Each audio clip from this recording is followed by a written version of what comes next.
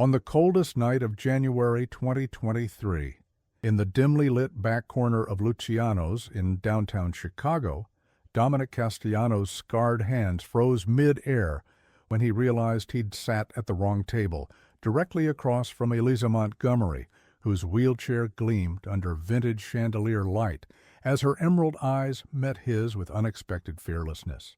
The 38-year-old head of the Castellano crime family watched in stunned silence as she maneuvered her unresponsive lower body with practiced grace, the scent of her jasmine perfume cutting through the restaurant's heavy atmosphere of red wine and unspoken threats.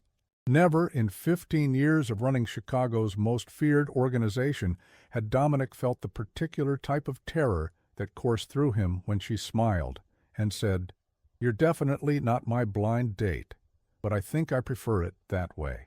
This is the story of how a dangerous man with blood-stained hands found redemption through the one woman in Chicago who wasn't afraid of his darkness. Subscribe now to discover how a single, mistaken table number changed the city's underworld forever. The wine glass shattered against the marble floor, tiny crystal shards scattering like diamonds across the restaurant's dimly lit corner. Dominic Castellano didn't flinch. 15 years as the head of Chicago's most feared crime family had trained him not to react to sudden movements or sounds, potential threats that could end with blood spilled. Instead, his dark eyes remained fixed on the woman across from him, the one who had accidentally knocked over her glass when her wheelchair bumped against the table's edge.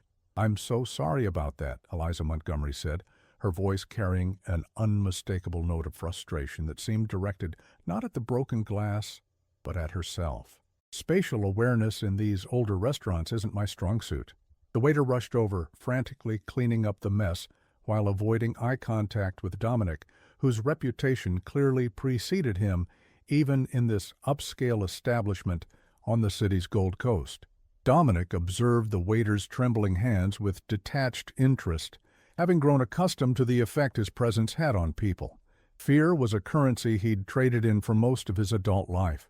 "It's just glass," Dominic replied, his voice carrying the faint rasp that had become his signature after taking a knife to the throat in his early 20s. He gestured casually to the waiter.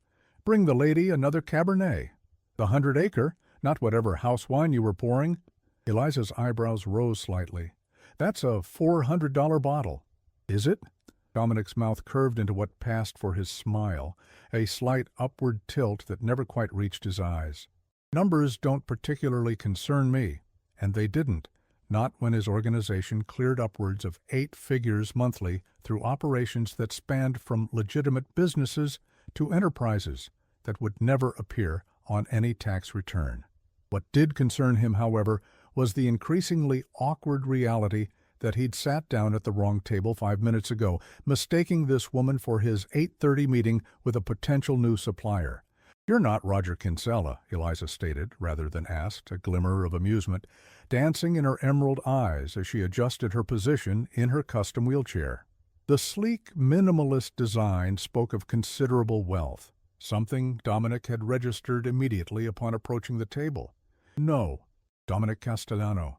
He offered his name without further explanation, watching her face carefully for the moment of recognition, the widening of eyes, the subtle shift of expression that invariably occurred when people realized exactly who he was.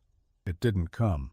"Eliza Montgomery," she replied, extending a slender hand across the table. Her nails were painted a deep burgundy that matched her lipstick, and a single platinum bangle encircled her wrist. "I'm supposed to be meeting a blind date. Friend of my brother's, doctor apparently. Though I suspect he's running late because he Googled me and is now sitting in his car, having second thoughts about dating a woman in a wheelchair." Dominic found himself taking her offered hand almost automatically. Her grip was surprisingly firm, her skin warm against the perpetual coolness of his own. He noticed a callus on her right palm, unexpected on hands that otherwise looked as though they'd never seen a day of hard labor. "His loss," Dominic said, the words emerging before he could analyze why he'd offered them. Social niceties weren't his forte, intimidation was more his language. Yet something about the direct way she held his gaze made the platitude seem necessary. Eliza tilted her head slightly, studying him with open curiosity. "You're not what I expected when I saw you walking toward my table. There's an intensity about you that's unusual." Dominic remained silent, calculating. This woman clearly had no idea who he was, which was both refreshing and concerning. Refreshing, because the Castellano name typically preceded him, closing doors or opening them through fear rather than respect. Concerning because anonymity in his position could be dangerous. Information was protection. "I run several businesses in the city," he offered vaguely, signaling the waiter for a menu, although he had no intention of staying. Professional courtesy demanded he extract himself from this mistaken meeting as quickly as possible. His actual appointment was likely waiting elsewhere in the restaurant, growing increasingly anxious with each passing minute. "As do I," Eliza replied, accepting the fresh glass of wine the waiter nervously placed before her. "Montgomery Technologies. We're primarily in advanced prosthetics and mobility solutions." She gestured toward her wheelchair. "R&D has its advantages when you're the boss." The name connected in Dominic's mind immediately. Montgomery Technologies, a legitimate corporate powerhouse and one of Chicago's largest employers, which made Eliza Montgomery the daughter of Richard Montgomery, the recently deceased tech mogul whose obituary had been front-page news just 6 months ago. "You're Richard Montgomery's daughter," he stated, reassessing her with new interest.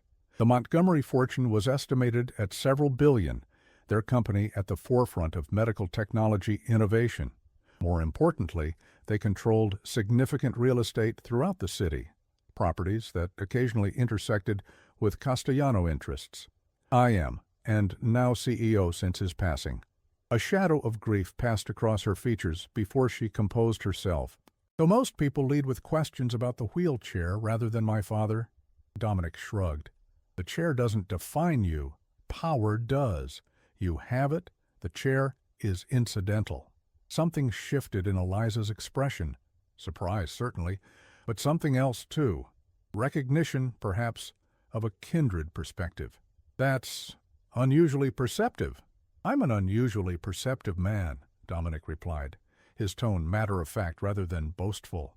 The waiter returned, hovering anxiously at what he clearly deemed a safe distance. "Sir, there's a gentleman at the bar asking for you. Says you had an appointment?" Dominic nodded once, sharply. "Tell him I'll be there momentarily." He turned back to Eliza, preparing the polite extraction he'd been planning since realizing his mistake. But Eliza spoke first, swirling the expensive wine in her glass. "Your meeting seems important." "Business associate?" "New supplier," Dominic replied automatically, then immediately regretted offering even that small detail. Discretion was second nature to him. Something about this woman had momentarily bypassed his usual caution. "For one of your many businesses," she said, a knowing smile playing at the corners of her mouth. "Let me guess, import, export, real estate development, or perhaps something less conventional?" Dominic felt a flicker of unease. Perhaps she did know who he was, after all. Various interests. "Well, Mr. Castellano, with various interests, don't let me keep you from your supplier." She raised her glass in a small salute. "Thank you for the exquisite wine and the brief company." Both were unexpected improvements to what promised to be a disappointing evening. Dominic found himself hesitating, which was unusual. Indecision was a luxury he rarely indulged. His world operated on decisive action and clear hierarchies.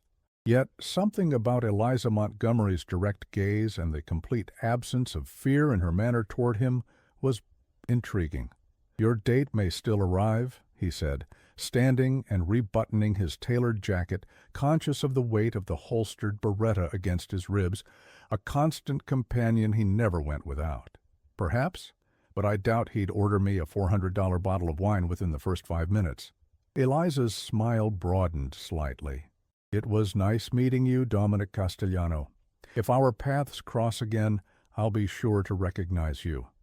As Dominic turned to leave, he caught the attention of Antonio, his driver and head of security, who had been watching discreetly from the bar.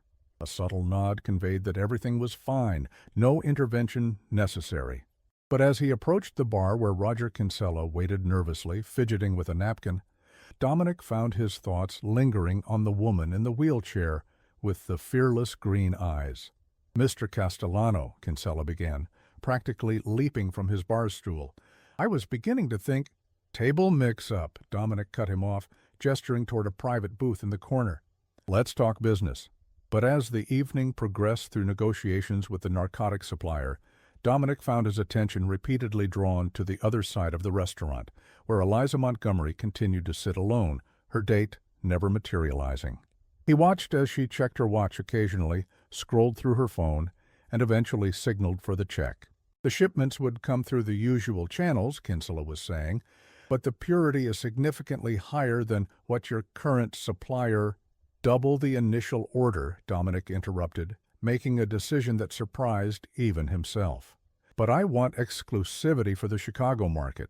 As Kinsella stammered his agreement, Dominic observed Eliza maneuvering her wheelchair toward the exit, moving with practiced efficiency through the narrow spaces between tables. She paused briefly at the door, her gaze sweeping the restaurant one last time, and for a moment her eyes met his across the crowded space. She smiled slightly, raised her hand in a small gesture of farewell, and then she was gone, leaving Dominic with the unsettling realization that for the first time in years he was genuinely curious about another person, a dangerous indulgence in his line of work, where personal connections were liabilities waiting to be exploited. "Mr. Castellano," Kinsella's voice broke into his thoughts. "Should I proceed with the arrangements as discussed?" Dominic turned back to the supplier, his expression settling into its usual mask of cold authority. "Yes. Antonio will contact you with the details." He stood, effectively ending the meeting. "Don't disappoint me, Kinsella." People rarely get a second chance to do so. As he walked out into the bitter January night, the Chicago wind cutting through even his heavy wool coat, Dominic found himself wondering about the strange twist of fate that had placed him at Eliza Montgomery's table. In a life governed by careful calculation and strategic moves, it was an unusual error, one that left him with the lingering scent of jasmine and the echo of a voice that contained not a single tremor of fear. The sleek black Bentley waited at the curb, Antonio holding the door open with the expressionless efficiency of a man who had spent 15 years anticipating his boss's needs. "Everything go as planned?" Antonio asked as Dominic slid into the leather back seat. Dominic considered the question for a moment, his mind still partially occupied with the memory of green eyes and a direct gaze. "No," he said finally. "But sometimes, Antonio, the unexpected proves interesting." Antonio raised an eyebrow but knew better than to press for details. "Where to, boss?" "Home," Dominic replied, settling back as the car pulled away from the curb. "I need to look into something." That something had a name, Eliza Montgomery, and by morning Dominic intended to know everything about her. Eliza Montgomery's penthouse apartment offered a panoramic view of the Chicago skyline, the city's lights reflecting off the dark surface of Lake Michigan like scattered diamonds. At 2:14 a.m., she sat in her wheelchair by the floor-to-ceiling windows, a glass of whiskey in hand, unable to sleep. The encounter with the mysterious Dominic Castellano kept replaying in her mind. There had been something about him, a controlled intensity, a coiled power that seemed to radiate from him even in stillness. She'd met plenty of powerful men in her 35 years, particularly since taking over as CEO of Montgomery Technologies. But Dominic Castellano was different. His power wasn't derived from corporate authority or inherited wealth. It was something more primal, more dangerous. With a sigh, Eliza placed her whiskey on the side table and pulled her tablet onto her lap, opening a browser window. Her fingers hesitated above the keyboard for only a moment before typing, "Dominic Castellano, Chicago." The search results confirmed her suspicions within seconds. Suspected crime boss Dominic Castellano acquitted in federal case. Castellano family expands territory. Following Bianchini disappearance, Chicago's underworld, the quiet reign of Dominic Castellano. "Well," Eliza murmured to herself, That explains the intensity. She scrolled through news articles and fragmented information, piecing together a picture of the man she'd shared a bottle of wine with earlier that evening. Dominic Castellano, age 38, presumed head of the Castellano crime family following his father Salvatore's murder when Dominic was just 23. Suspected involvement in everything from racketeering to trafficking, yet never successfully prosecuted despite multiple federal investigations. The few available photos showed a man who rarely smiled, always impeccably dressed in tailored suits, often entering or exiting courthouses with an entourage of attorneys and bodyguards. His dark eyes gave away nothing, his expression consistently unreadable. Eliza set the tablet aside, wheeling herself to the bathroom to prepare for bed. Though she doubted sleep would come easily, her mind was too active, analyzing the bizarre coincidence of sharing a table with one of Chicago's most notorious crime figures. As she maneuvered through her nightly routine, the carefully choreographed movements she'd perfected in the decades since the car accident that had severed her spinal cord, she found herself smiling at the absurdity of it all. Her blind date had stood her up, but fate had seated a Mafia boss in his place. Only in Chicago, she muttered, expertly transferring from her wheelchair to her specially designed bed. Across town, in a heavily secured mansion on the city's North Shore, Dominic Castellano was equally sleepless, though for different reasons. He sat in his home office, reviewing the extensive file his security team had compiled on Eliza Montgomery in the few hours since their meeting. Eliza Catherine Montgomery, he read aloud, eyes scanning the document. Born June 12, 1988. Yale undergraduate, Harvard MBA. Paralyzed from the waist down in a car accident in 2013. He paused, frowning at the next detail. Driver was Thomas Ricci. Dominic sat back in his chair, processing this unexpected connection. Thomas Ricci had been a low-level associate in the Castellano organization until his death in prison 3 years ago. He'd been arrested for drunk driving after the accident that had paralyzed Eliza Montgomery, then killed in a prison fight that most believed had been orchestrated by rival family members. Interesting, Dominic murmured, continuing through the file. Eliza had taken over as CEO of Montgomery Technologies following her father's death from cancer 6 months ago. Under her leadership, the company had already expanded its focus on advanced prosthetics and begun acquiring smaller biotech firms. Her net worth was estimated at $2.3 billion. She lived alone in a penthouse on Lake Shore Drive, maintained a small security detail, and served on the boards of several disability advocacy organizations. The file included surveillance photos taken outside her apartment building earlier that evening. His security team was nothing if not thorough, showing her being assisted into a specialized van by a driver who appeared to double as personal security. Dominic closed the file, leaning back in his chair to stare at the ceiling. The connection to Ricci was troubling. Not because he particularly cared about the man's fate. Ricci had been a liability, a drunk who'd created a high-profile incident that had drawn unwanted attention to Castellano operations. But the fact that Eliza Montgomery's life had been irrevocably altered by someone connected to his organization created a strange sense of responsibility, guilt. These were unfamiliar emotions for a man who had ordered dozens of deaths without losing sleep, who had built his empire on calculated violence and strategic terror. Yet here he was, at 3 a.m, contemplating a woman whose suffering could, through a twisted chain of association, be linked back to him. Dominic picked up his phone, hesitating only briefly before calling Antonio, who answered immediately despite the hour. "I need more information on Eliza Montgomery," Dominic said without preamble.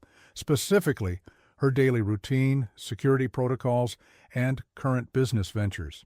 "Any particular focus, boss?" Antonio asked, his voice betraying no curiosity about the unusual request.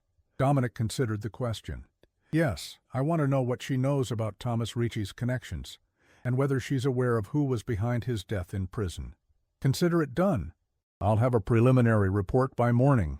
After ending the call, Dominic moved to the large windows overlooking Lake Michigan, the same body of water that Eliza Montgomery was likely viewing from the opposite shore.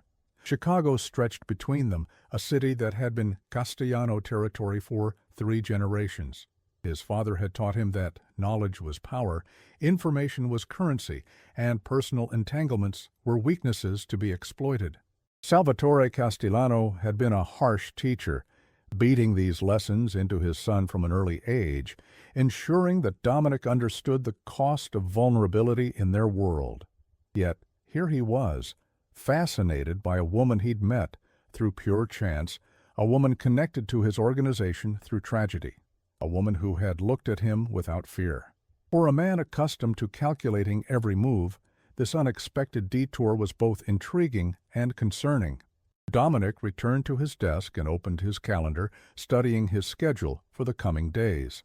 After a moment's consideration, he entered a new appointment for the following afternoon, Montgomery Technologies, 3 p.m. It was impulsive, potentially reckless, and entirely out of character. But as he finally retired to bed in the early hours of the morning, Dominic Castellano found himself looking forward to seeing the surprise in those fearless green eyes when he walked into her office unannounced. Montgomery Technologies occupied the top 10 floors of a gleaming skyscraper in downtown Chicago's business district. The company's logo, a stylized M that suggested both motion and innovation, was prominently displayed in the marble-floored lobby, where Dominic now stood, observing the flow of employees through security checkpoints with the critical eye of someone who managed his own extensive security operations. He'd dressed carefully for this unannounced visit, selecting a charcoal gray Tom Ford suit that projected legitimate business authority rather than the more flamboyant styles favored by some of his associates. The Beretta was, as always, concealed beneath his jacket, but he'd left his usual entourage in the car, bringing only Antonio, who waited discreetly near the entrance. "May I help you, sir?" the receptionist asked, her professional smile faltering slightly as she took in Dominic's imposing presence. "Dominic Castellano, to see Eliza Montgomery," he replied, maintaining the fiction that he had a legitimate appointment. The receptionist checked her computer screen, the furrow between her brows deepening. "I don't see an appointment scheduled, Mr. Castellano. Ms. Montgomery's calendar is fully booked today." "She'll see me," Dominic said with quiet confidence. "Tell her it's about Thomas Ricci." The receptionist's eyes widened slightly. The name clearly meant something to her, before she reached for her phone, murmuring discreetly into the receiver. After a brief conversation, she looked up at Dominic with increased wariness. "Ms. Montgomery's assistant will be down to escort you shortly." Dominic nodded, stepping back from the desk to observe the lobby more carefully. The security was better than average for a corporate headquarters. Key card access at all elevators, cameras covering every angle, guards who appeared alert rather than merely decorative, but nothing that would pose a significant challenge to someone with his resources if access had been his primary objective. Within minutes, a sharply dressed woman with a tablet clutched to her chest emerged from one of the elevators, scanning the lobby before approaching Dominic directly. "Mr. Castellano, I'm Sophie Chen, Ms. Montgomery's chief of staff." Her handshake was brisk and professional. "May I ask the nature of your business regarding Mr. Ricci?" Dominic assessed Sophie quickly, intelligent eyes, alert posture, the subtle earpiece suggesting she was in communication with security.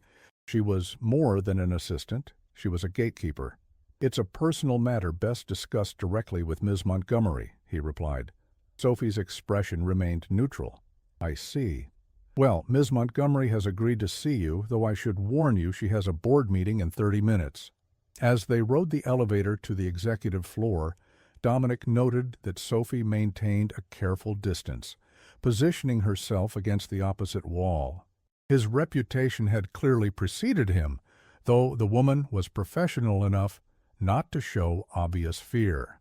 The executive suite of Montgomery Technologies stood in stark contrast to the Castellano organization's offices, where Dominic preferred dark woods, leather, and an atmosphere of old-world authority. Eliza's domain was all glass, steel, and light. The walls were transparent, the furniture modernist, and the overall effect was one of openness and innovation.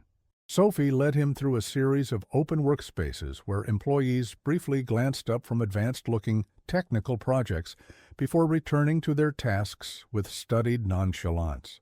The message was clear. Montgomery Technologies was on the cutting edge, and its work continued regardless of who might be visiting.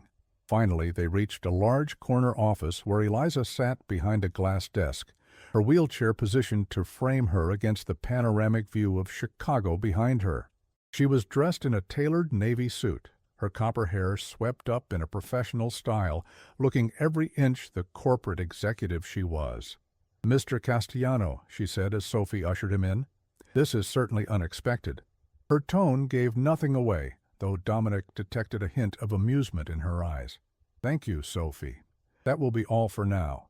Sophie hesitated, clearly reluctant to leave her boss alone with him. "The board meeting is in 25 minutes, and I've instructed security to—" "I'll be fine," Eliza cut her off gently but firmly. "Mr. Castellano and I are acquainted. Please close the door on your way out." Once they were alone, Eliza's professional mask softened slightly. Mentioning Thomas Ricci was an interesting choice to gain access. "I assume you've done your research since our accidental meeting last night." Dominic moved toward her desk, noting that the chair facing it had been removed to accommodate her wheelchair, forcing visitors to either stand or request a seat, a subtle power play that he appreciated. "I make it a point to know who I'm dealing with," he replied, remaining standing. "Just as I suspect you've done your own research on me." A small smile played at the corners of Eliza's mouth. "Indeed. It seems we shared a table with Chicago's most notorious crime figure. The FBI would have found that quite interesting." "Yet you haven't called them," Dominic noted.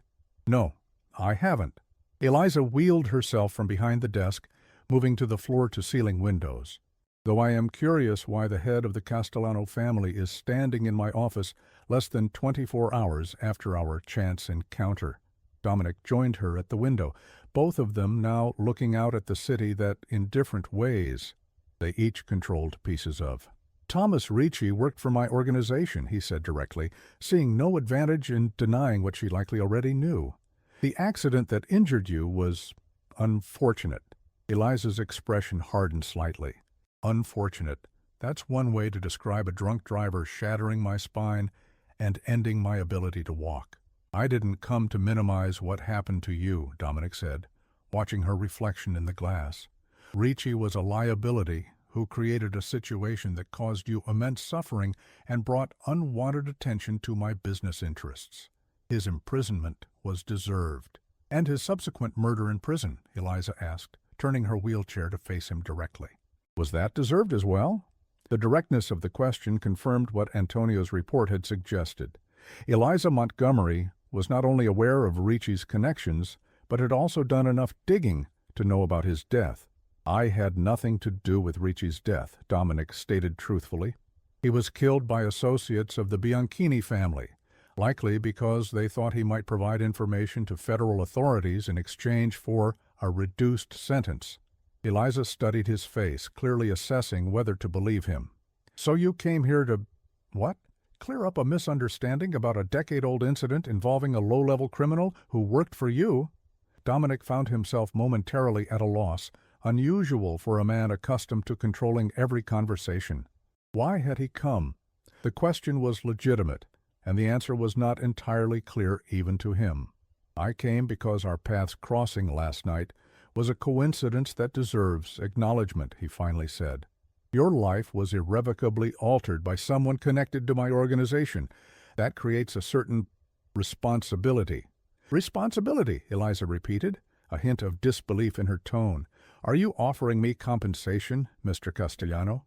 "Because I assure you I have no need of it." "I'm not offering money," Dominic replied, slightly irritated by the suggestion. "I'm acknowledging a connection that exists, whether we want it to or not." Eliza's eyebrows rose. "A connection? Between the CEO of a publicly traded technology company and an organized crime boss? That's not a connection, Mr. Castellano.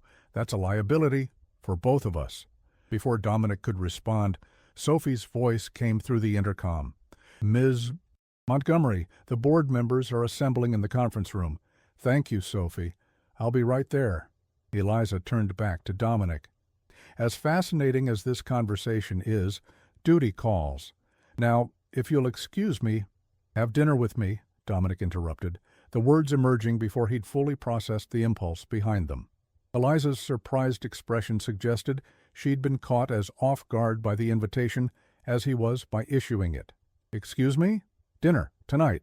To continue this conversation, Dominic maintained his composure despite the unusual uncertainty he felt.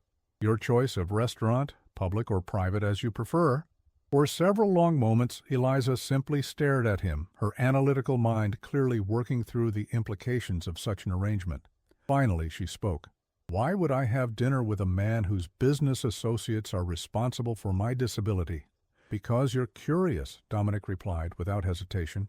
Because despite your justified anger about Ricci, you didn't report our meeting last night to authorities. And because you're intelligent enough to recognize that, in Chicago, legitimate business and my kind of business often intersect in ways that can be either problematic or profitable. Eliza's lips curved into a small smile. That's quite presumptuous. I'm a presumptuous man. The intercom buzzed again. Ms.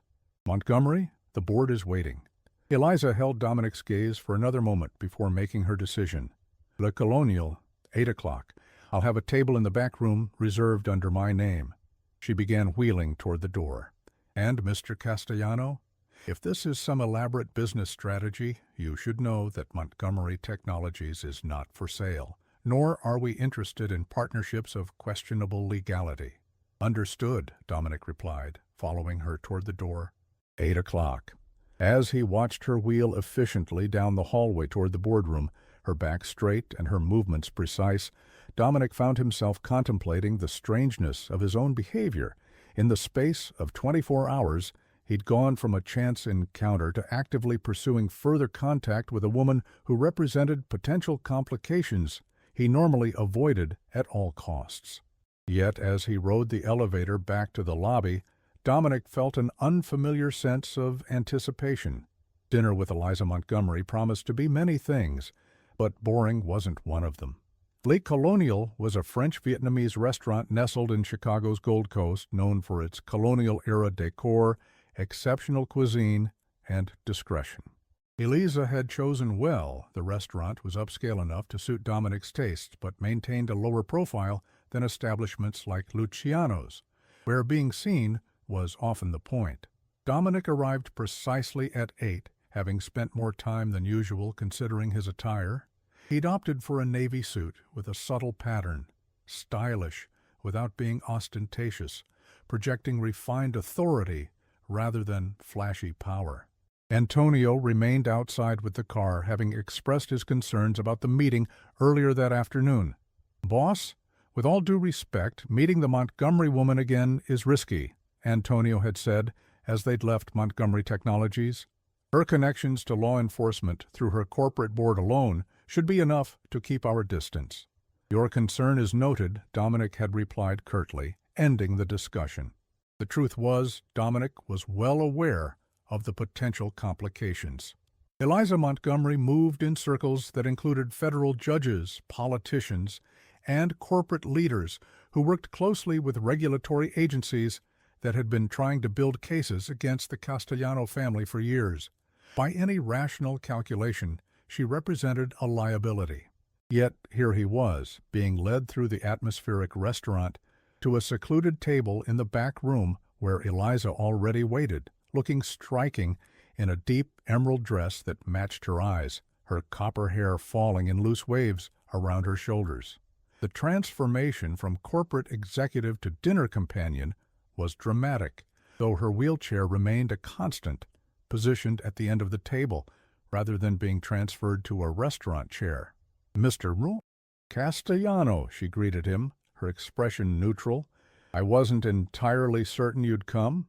Dominic took the seat across from her, noting that she'd already ordered a bottle of wine, an excellent vintage that spoke to her knowledge of fine dining.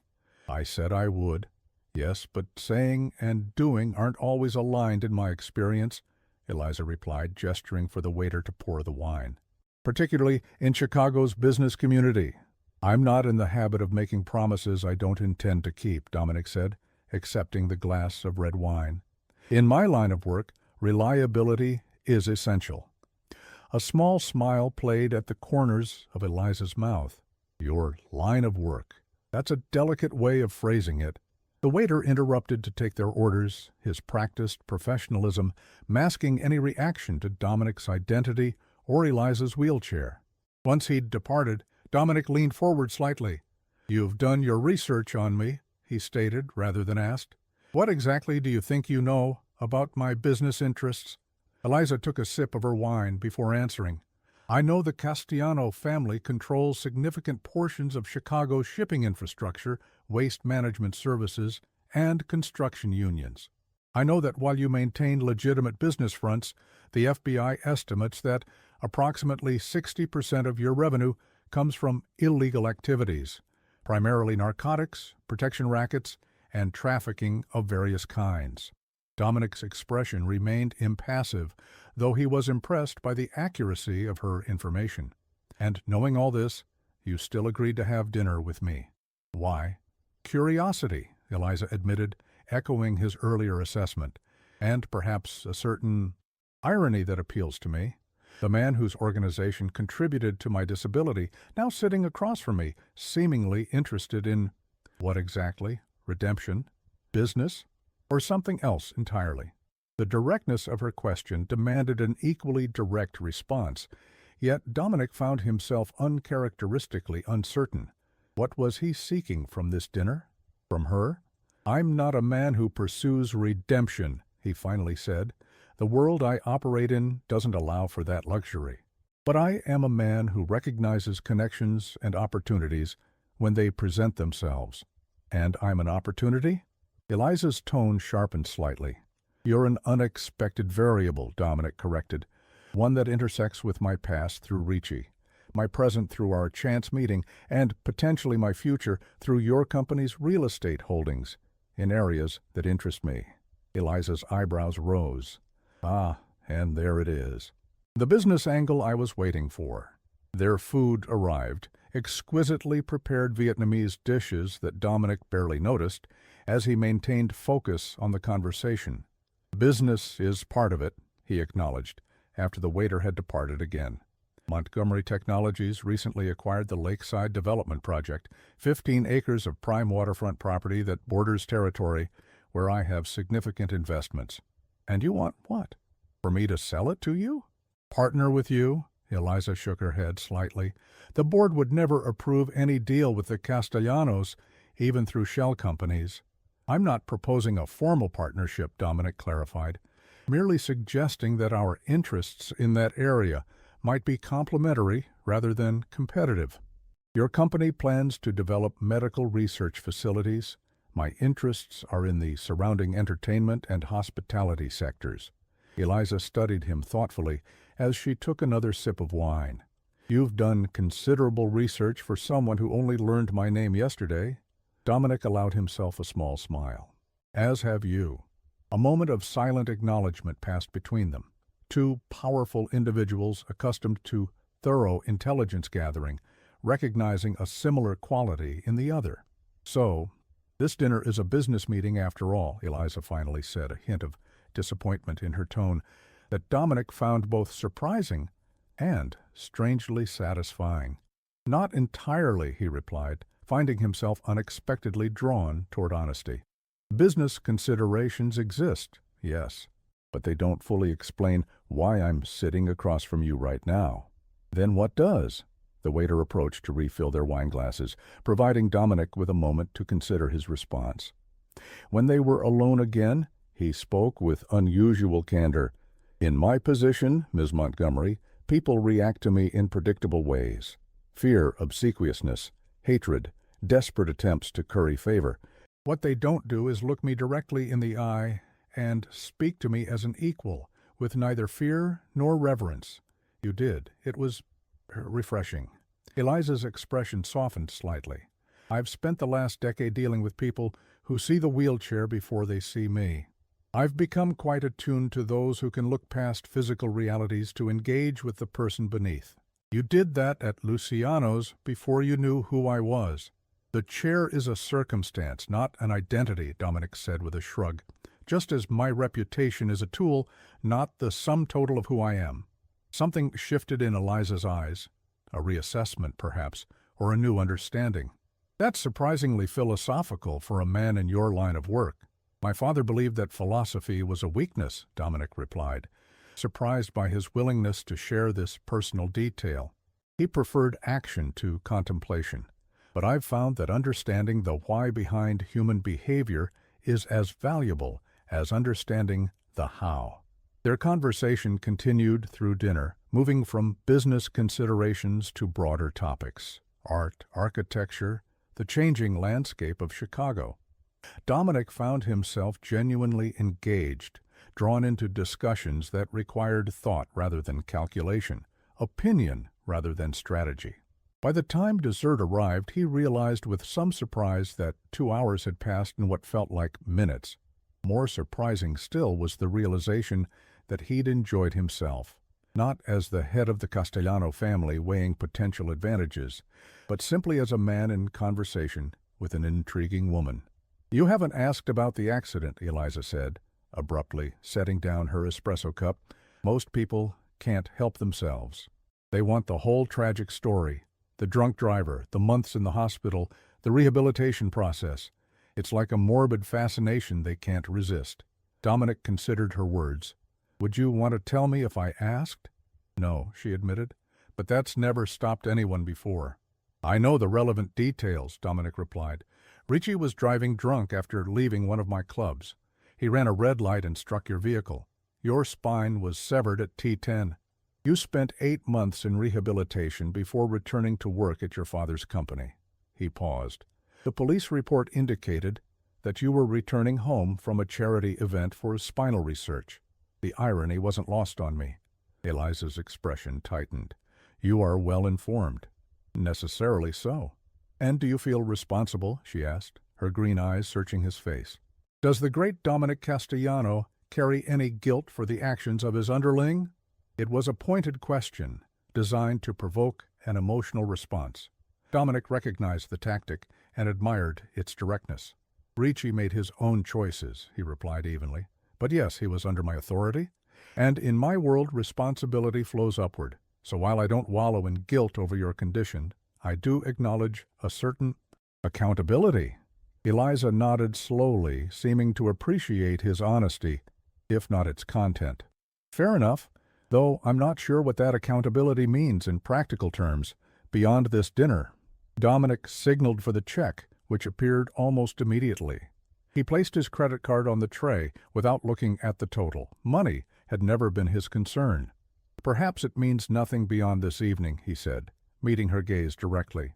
"Or perhaps it means we've established a connection that might prove valuable to both of us in the future." "A connection," Eliza repeated, testing the word. "Between a paralyzed CEO and a crime boss. That sounds like the premise for a rather unlikely novel." As they prepared to leave, Dominic observed the practiced efficiency with which Eliza maneuvered her wheelchair in the confined space.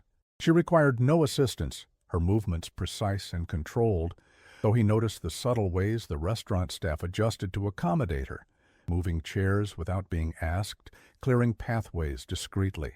Outside, both of their cars waited, Dominic's black Bentley with Antonio standing beside it, and a specially modified Mercedes van with Eliza's driver ready to assist her.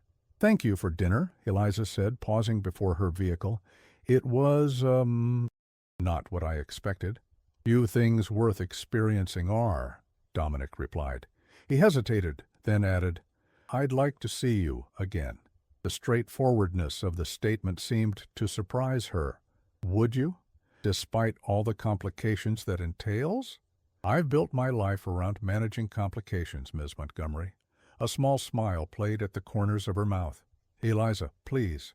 "I think we've moved beyond formalities at this point." "Eliza," Dominic repeated, finding he liked the sound of her name on his lips. "Will you have dinner with me again? Perhaps at my home, where we can speak more freely." The invitation to his private residence was unprecedented, a fact that Eliza seemed to recognize from the slight widening of her eyes. Dominic had never brought outsiders to his home, maintaining a strict separation between his personal space and his business operations. "Your home," she echoed, clearly weighing the implications. "That's quite an invitation, considering our brief acquaintance." "I'm not in the habit of wasting time on prolonged courtships," Dominic said bluntly. "I know what interests me." Eliza's laugh was unexpected, a genuine sound of amusement that transformed her face, making her appear younger, less guarded. "How refreshingly direct. No wonder you've survived so long in your position." Her driver shifted uncomfortably nearby, clearly concerned about his employer's extended conversation with a known crime figure. "Saturday evening, 8 o'clock, Eliza finally said. "Text me the address." "I assume you already have my number?" "Of course," Dominic confirmed, not bothering to explain how easily his organization could access such information. "Then until Saturday," Eliza said, signaling to her driver that she was ready to depart. As the man helped her into the van, she looked back at Dominic with an unreadable expression. "And Dominic, whatever game we're playing here, business, accountability, or something else entirely, I should warn you that I rarely lose." With that, the van door closed, and Eliza Montgomery disappeared into the Chicago night, leaving Dominic with the distinct impression that for the first time in years he'd encountered someone who might be his equal, a realization that was both exhilarating and profoundly dangerous. "This is a mistake," Antonio said, as they drove back to Dominic's North Shore estate. It wasn't the first time he'd voiced the concern that evening, but now, following the dinner with Eliza, his tone carried greater urgency. Dominic glanced at his most trusted lieutenant, the only man in his organization who could speak so frankly without fear of repercussion. Antonio had been with him since they were teenagers, had helped him seize control of the family following Salvatore's murder, had stood beside him through wars with rival families and federal investigations alike. "Your objection is noted," Dominic replied, his gaze returning to the Chicago skyline visible through the car window. "But my decision stands." Antonio shifted in the driver's seat, his discomfort palpable. "The boss, the Montgomery woman, is connected to half the law enforcement officials in the city through her corporate board. Her father was friends with the federal prosecutor who tried to take us down 3 years ago. And there's the Ricci connection." "I'm aware of all this," Dominic cut him off sharply. "The question isn't whether there are risks. The question is whether those risks are manageable." "And are they?" Antonio pressed, unusually persistent. "You've invited her to your home, something you've never done with anyone outside the organization. It suggests a level of personal involvement that concerns me." Dominic remained silent for a long moment, considering his response. The truth was, Antonio's concerns were valid. Eliza Montgomery represented a potential vulnerability that Dominic would normally avoid at all costs. Yet he found himself unwilling to heed his lieutenant's warnings, an unprecedented situation that required self-examination. "What concerns you more?" Dominic finally asked. "The security implications or the fact that I might be developing a personal interest in her?" Antonio's grip tightened on the steering wheel. "Both carry their own dangers, boss, but a personal attachment to someone in her position, that's something your father would have considered unforgivable." The mention of Salvatore hung between them, a specter whose brutal lessons still influenced Dominic's every decision, even 15 years after his death. "My father is dead," Dominic said coldly. "I run this family now, and I do so successfully because I make calculated decisions, not emotional ones. And inviting Eliza Montgomery to your home, that's a calculated decision?" Dominic turned to look directly at his lieutenant. "It's a controlled environment where I can better assess her intentions while appearing to offer trust. She's curious about me, Antonio. That curiosity can be leveraged." The explanation sounded logical, strategic, exactly the kind of reasoning the head of the Castellano family should employ. Yet even as he articulated it, Dominic recognized the partial truth it contained. Yes, bringing Eliza to his home would allow him to control the encounter, to gather information about her motivations and potential usefulness. But beneath that strategic calculation lay something far more personal. more primal, a genuine desire to see her again, to continue the conversation that had engaged him more than any in recent memory. Antonio seemed partially mollified by the explanation, though doubt still lingered in his expression. "I'll arrange additional security for Saturday," he said as they turned through the gates of Dominic's estate, "and have her background checked again, more thoroughly this time." "Fine," Dominic agreed, though he suspected they wouldn't find anything beyond what they already knew.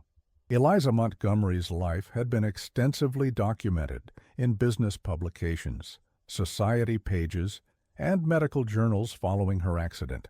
She was, by all accounts, exactly what she appeared to be, a brilliant businesswoman who had overcome personal tragedy to lead her family's company to new heights. Yet, as Dominic entered his sprawling home, a mansion designed for security rather than comfort, with bulletproof windows, extensive surveillance systems, and escape routes built into every room, he found himself wondering what Eliza would think of the space. Would she see beyond the obvious security measures to the careful architectural details, the art collection he'd spent years acquiring, the library filled with first editions that few knew he collected? The thought stopped him short. When had he begun to care about another person's opinion of his private domain? When had Eliza Montgomery's perspective become something he valued? Dominic moved through the dimly lit house to his study, pouring himself a glass of bourbon before settling behind the massive desk that had once belonged to his grandfather. The room was a testament to Castellano power. Photos of 3 generations of family leaders adorned the walls, alongside maps of Chicago marking territory acquisitions over decades.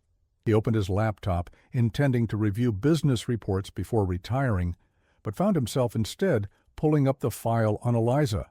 The facts were familiar now, but he studied her photo with new attention. The determined set of her jaw, the analytical intelligence in her green eyes, the subtle curve of her lips that hinted at a sense of humor rarely displayed in professional settings. What was it about this woman that had breached his carefully constructed defenses? Was it merely the novelty of someone who showed no fear in his presence? The challenge she represented? Or something deeper, more fundamental, a recognition of a kindred spirit who had faced adversity and refused to be defined by it?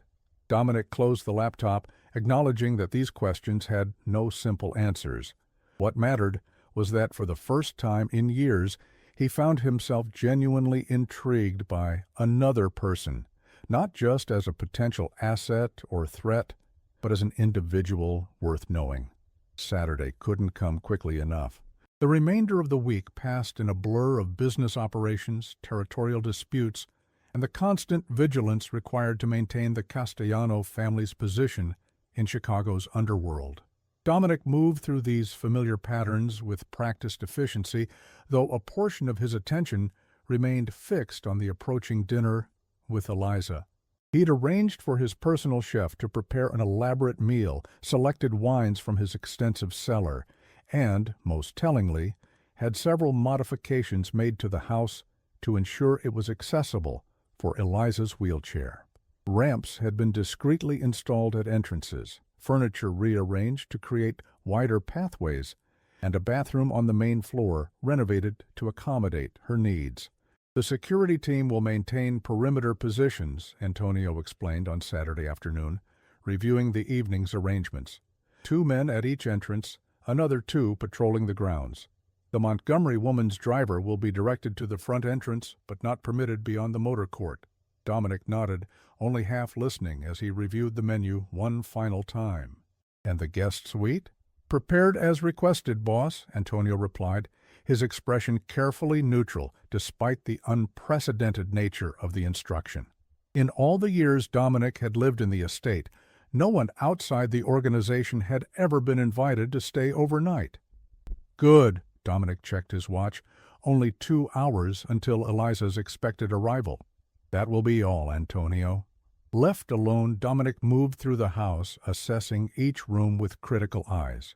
The mansion had always been functional rather than welcoming, a secure base of operations and occasional showcase of Castellano wealth. Now, for the first time, he found himself considering how it might appear to an outsider, particularly one with Eliza's refined tastes and accessibility needs. The modifications he'd ordered were extensive, yet they merely facilitated physical access. The house remained what it had always been, a fortress designed to protect and intimidate, rather than welcome. The art on the walls, while valuable, had been selected for investment potential rather than personal meaning. The rooms, though lavishly furnished, lacked the personal touches that made a house a home. With sudden clarity, Dominic realized that his mansion reflected his life, impressive but hollow, designed to project power rather than sustain connection. The insight was uncomfortable, unwelcome, yet impossible to dismiss once recognized. At precisely 8 o'clock, the security system alerted him to a vehicle approaching the gates. Dominic moved to the front entrance, adjusting his cuffs as he waited for Eliza's arrival. He'd chosen casual attire by his standards, dark trousers and a charcoal cashmere sweater that softened his usual formal appearance without sacrificing elegance. The customized Mercedes van appeared in the motor court, and Dominic watched as Eliza's driver assisted her into her wheelchair. She wore a simple but clearly expensive dress in deep burgundy, her copper hair loose around her shoulders, looking both sophisticated and approachable. As she wheeled up the newly installed ramp to the front door, Eliza raised an eyebrow. "Recent renovation." "Practical adjustment," Dominic replied, stepping aside to allow her entry. "Welcome to my home." Eliza moved past him into the grand foyer, her eyes taking in the soaring ceilings, marble floors, and imposing staircase. "Impressive," she commented, "though not exactly what I expected." "What did you expect?" "Something more overtly ostentatious, perhaps. Gold fixtures, crystal chandeliers, paintings of yourself looking commanding." She smiled slightly. The typical crime lord aesthetic from the movies. Dominic found himself unexpectedly amused by her candor. "I leave that to the Russians. Italian tradition favors understated power." "So I see." Eliza continued into the main living area, noting the widened doorways and clear pathways. "You've gone to considerable trouble for my visit." "Necessary accommodations," Dominic said with a shrug, though they both recognized the significance of such preparations. "Would you like a tour before dinner?" The next hour was spent showing Eliza through the public areas of the mansion, the formal dining room, library, conservatory, and art gallery. She proved to be knowledgeable about architecture and art, offering observations that sometimes challenged Dominic's own understanding of his collection. "This Caravaggio isn't authentic," she noted, studying a painting he'd acquired through a private dealer in Naples. "It's an excellent period copy, likely early 17th century, but not from the master's hand." Dominic frowned, moving closer to examine the work. "You're certain?" "My father collected Italian Baroque. I grew up studying brushstrokes and composition." Eliza's eyes met his with a hint of challenge. "I'd have your provenance verified if I were you. Someone may have sold you a very expensive reproduction." Rather than being irritated by the suggestion, Dominic found himself impressed by her expertise and confidence.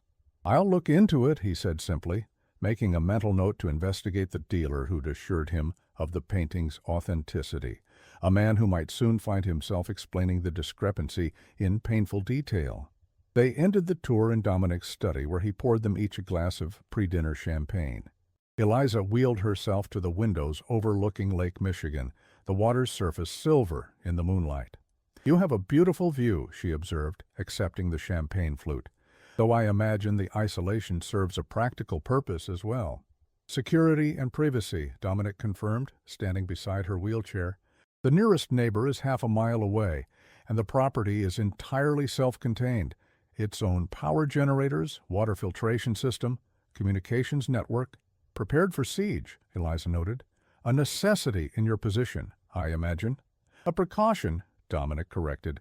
"One hopes never to need such measures, but in my business, hope is an insufficient strategy." Eliza turned from the window to study him directly, her green eyes analytical. "Your business," she repeated. "We've been delicately dancing around that subject, haven't we? The fact that you're the head of Chicago's most powerful crime family, involved in activities that would horrify most of my board members and business associates."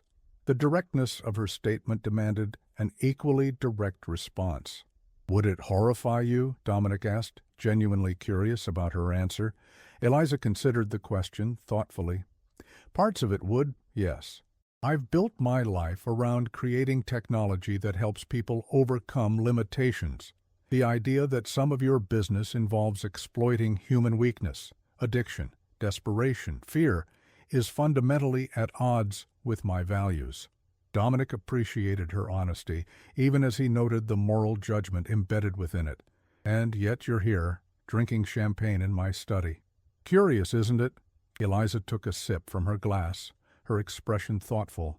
"Perhaps I'm more pragmatic than I should be. Chicago was built on compromises between legitimate power and your kind of power. The boundaries have always been porous." "More than most realize," Dominic agreed. "Your father understood that. Montgomery Technologies has construction contracts with firms that pay tribute to my organization. Your shipping relies on docks controlled by unions where we have significant influence." If Eliza was surprised by this information, she didn't show it. "Are you suggesting my company's success is built on tacit acceptance of your criminal enterprise?" "I'm suggesting that in Chicago, the legitimate and illegitimate are intertwined in ways that make moral absolutism impractical," Dominic replied. "Your father recognized this reality and navigated it successfully. I respected him for that pragmatism." "You knew my father?" Eliza's surprise was evident now. Dominic nodded. "Not personally, but our paths crossed indirectly several times. When Montgomery Technologies wanted to build your research campus on the south side, certain community objections mysteriously disappeared after your father met with an associate of mine." Eliza's expression tightened. "I see. And now you expect similar arrangements with me?" "I expect nothing," Dominic said, moving to refill their glasses. "I'm merely acknowledging the reality of how business operates in this city, your business included." The chef appeared at the study door, announcing that dinner was ready. Dominic led Eliza to the dining room, where an intimate table had been set near the fireplace rather than at the formal dining table. Another accommodation for her wheelchair that she noted with a slight nod of appreciation. Throughout the exquisite meal, their conversation continued to explore the intersection of their worlds, Eliza's corporate domain and Dominic's criminal empire. They discovered shared views on Chicago politics, similar tastes in literature and music, and a mutual appreciation for direct communication that bypassed the social niceties both found tedious. "You mentioned the Lakeside Development Project earlier this week," Eliza said as they moved on to dessert. "What exactly is your interest in that property?" Dominic considered how much to reveal, weighing the potential advantages against the risks. "The surrounding areas are experiencing significant gentrification, partially due to businesses affiliated with my organization. We've been systematically acquiring properties in the South Shore neighborhood for the past 3 years. "For what purpose?" Eliza pressed. "Development," Dominic replied. "Casinos, luxury hotels, entertainment venues. The neighborhood is strategically located with excellent lake access and proximity to downtown, yet property values remain depressed enough to make large-scale acquisition profitable." Eliza's expression sharpened with interest. "And my company's research campus complicates your plans." "It changes them," Dominic corrected. "A medical research facility brings different demographics, different infrastructure needs, different security considerations. Not insurmountable challenges, but factors that require adjustment. Hence your interest in discussing complementary development," Eliza concluded. "You're concerned our project might impede your plans for the surrounding area." Dominic appreciated her quick understanding. "Concerned is perhaps too strong. Interested in coordination would be more accurate." "Coordination," Eliza repeated, testing the word. "Between a publicly traded medical technology company and a criminal organization.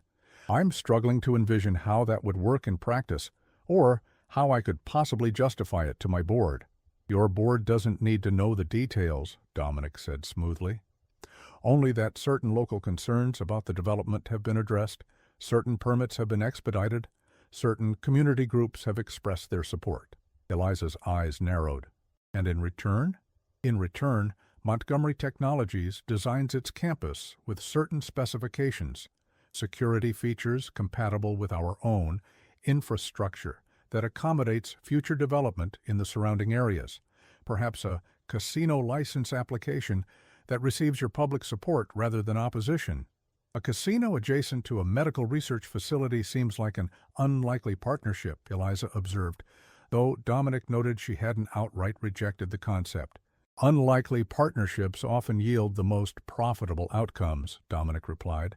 I'm not suggesting anything illegal, merely mutually beneficial cooperation. Eliza studied him across the table, her analytical mind clearly weighing possibilities and risks. Is this why you invited me to dinner? To propose this cooperation? It's one reason, Dominic admitted, but not the only one. And the others? The question hung between them, demanding an honesty that Dominic rarely practiced.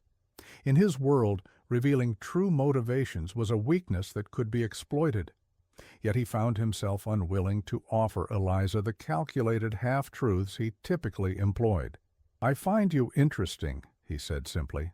Intelligent, direct, fearless. These qualities are rare in my experience, particularly in combination. Eliza's expression softened slightly. That's surprisingly straightforward. I can be when the situation warrants it.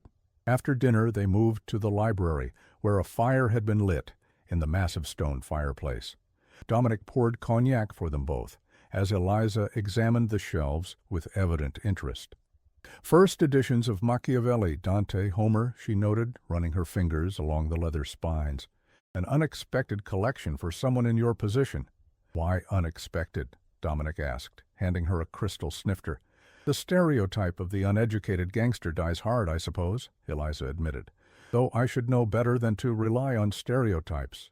My father believed education was unnecessary for our business, Dominic said, moving to stand beside her at the shelves.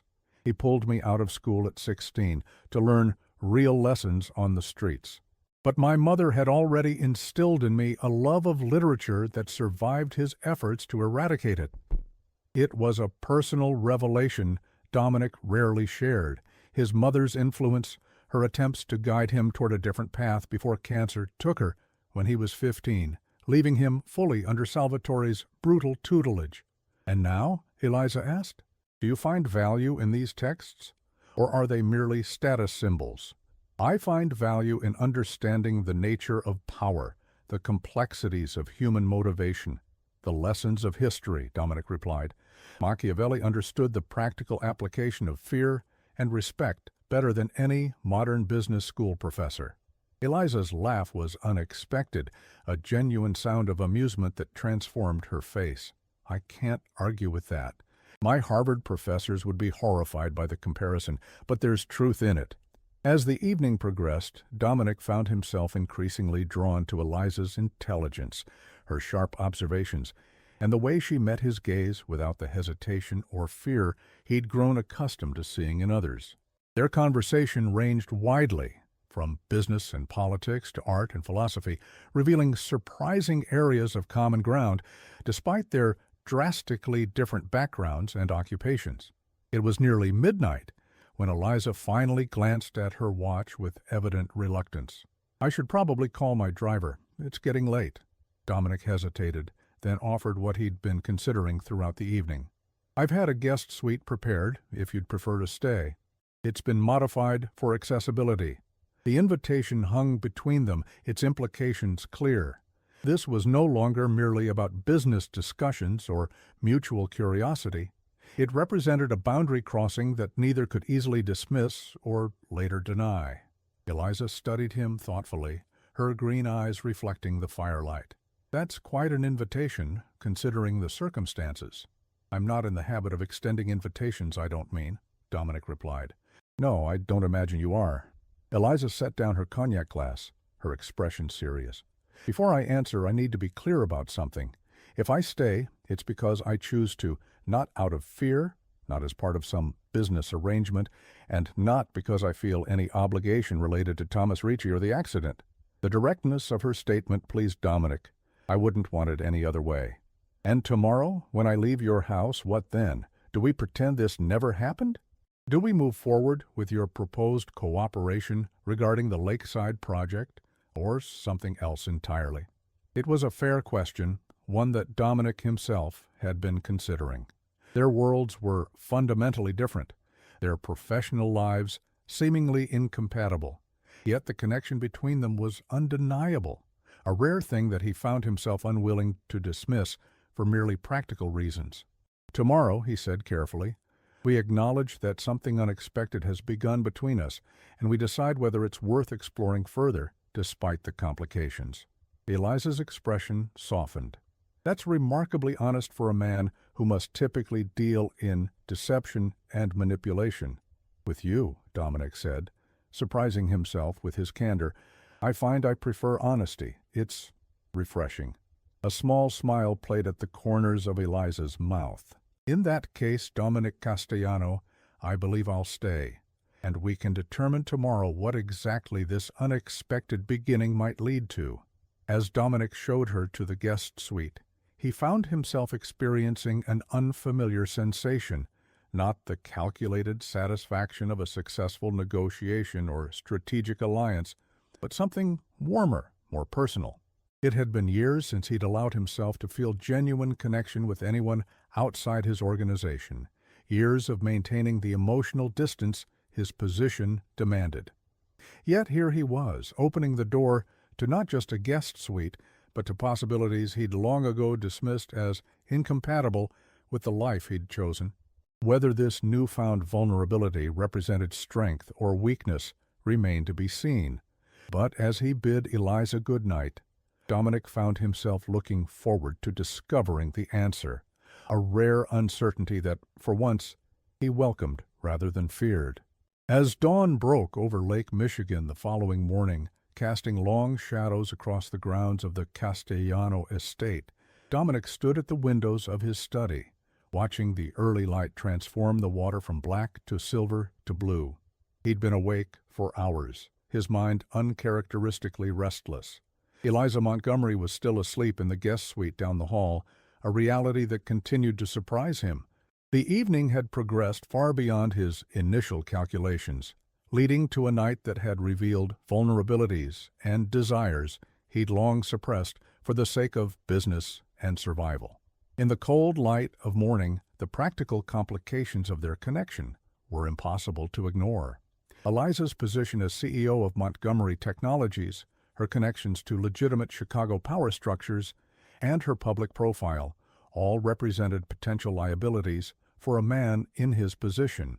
Similarly, his reputation, his criminal enterprises, and the constant threat of federal investigation made him a dangerous associate for someone with her responsibilities and visibility.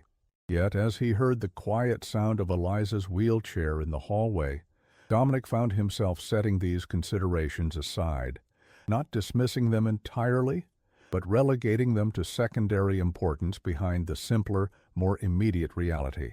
He wanted to see her again, to continue the conversation that had engaged him more deeply than any in recent memory. "Good morning," Eliza said as she entered the study, her copper hair tousled from sleep, wearing the same dress from the previous evening. "I hope I'm not interrupting." "Not at all," Dominic replied, turning from the window. "Coffee, please." As he poured them each a cup from the silver service on his desk, Dominic noted that Eliza appeared comfortable in his space, a rarity for visitors to his home, who typically projected obvious anxiety regardless of their stated confidence. "Sleep well?" he asked, handing her the coffee. "Surprisingly so," Eliza admitted, taking a sip. "Your guest accommodations are impressive." They settled into a comfortable silence, watching the lake through the windows as morning light continued to transform the landscape. The moment felt strangely domestic for two people whose lives were defined by power, strategy, and the careful management of threats and opportunities. "So," Eliza finally said, breaking the silence, "this is the tomorrow we discussed last night, the time to determine what this unexpected beginning might lead to." Dominic appreciated her directness, the way she approached personal matters with the same clear-eyed assessment she likely brought to business decisions. "It is," he agreed. "The practical challenges are considerable," Eliza continued, her analytical mind evidently having followed similar paths to his own earlier reflections. "My board would have concerns about any association with you, personal or professional. The regulatory bodies that oversee Montgomery Technologies would likely increase scrutiny if such an association became public. And I imagine your organization has its own reservations about your involvement with someone as visible as myself." "All true," Dominic acknowledged. "Antonio has expressed similar concerns." "Antonio, your lieutenant with the perpetual scowl?" Eliza asked with a small smile. "He doesn't approve of me, I take it." "He doesn't approve of anything that might represent a vulnerability," Dominic corrected. "It's his job to identify potential threats to our operations. You qualify on several levels." Eliza's eyebrows rose slightly. "And yet I'm here, drinking coffee in your study after spending the night in your home. That suggests you're willing to override his concerns." Dominic set down his coffee cup, considering his response carefully. In his world, admitting to personal desires that overrode strategic considerations was dangerous, a potential weakness that could be exploited. Yet with Eliza, he found himself inclined toward honesty, even at the cost of calculated advantage. "I am," he finally said, "which is unusual, I admit." "For me as well," Eliza confessed. "I've built my career on rational decision-making. Pursuing any kind of relationship with you defies that rationality on multiple levels. And yet I find myself reluctant to dismiss the possibility simply because it's complicated." Eliza's green eyes met his directly. "I don't typically encounter men who see beyond the wheelchair to the woman beneath, who engage with my mind rather than my disability, who speak to me without the careful awkwardness that characterizes most of my interactions."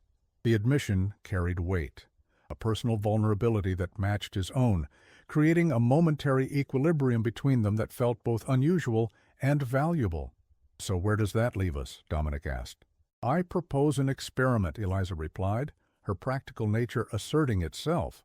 "We continue to see each other discreetly, while maintaining the public fiction of a purely professional association regarding the Lakeside Development Project.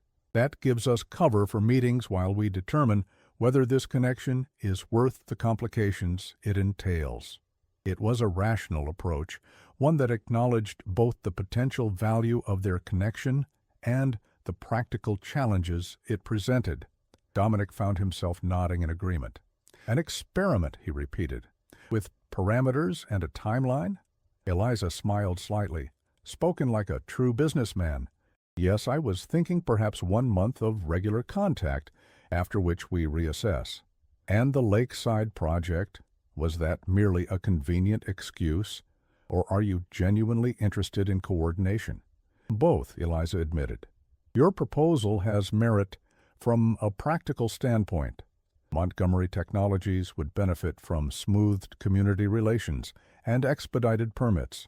But I would need assurances about the nature of the surrounding developments, nothing that would compromise our research mission or corporate values." "That can be arranged," Dominic said, relieved to find that their professional interests remained aligned despite the personal complications. "I'll have proposals drawn up for your review." Eliza nodded, then glanced at her watch. "I should call my driver. I have meetings this afternoon that require preparation." As they waited for her driver to arrive, Dominic found himself reluctant to see her leave. Another unusual sentiment for a man who typically maintained careful emotional distance from everyone in his life. "Dinner on Wednesday?" he suggested as they moved toward the front entrance. "At your place, perhaps. I'm curious to see how you live." Eliza appeared momentarily surprised by the suggestion, then nodded. "Wednesday at 8. I'll text you the address, though I imagine you already know it." "I do," Dominic acknowledged with a small smile. "But the pretense of normal social conventions is sometimes comforting." Her laughter was genuine, transforming her face in a way that Dominic found himself wanting to see again. "There's nothing normal about this situation, Dominic. I think we both recognize that." Abnormal doesn't necessarily mean undesirable, he pointed out, as her van appeared in the circular drive. No, Eliza agreed, her expression softening. It doesn't. As he watched her van disappear down the long driveway, Dominic was acutely aware that he'd embarked on something unprecedented in his carefully controlled life, a personal connection based on genuine interest rather than strategic advantage, with a woman whose world was fundamentally different from his own. The practical challenges remained daunting, the potential complications numerous.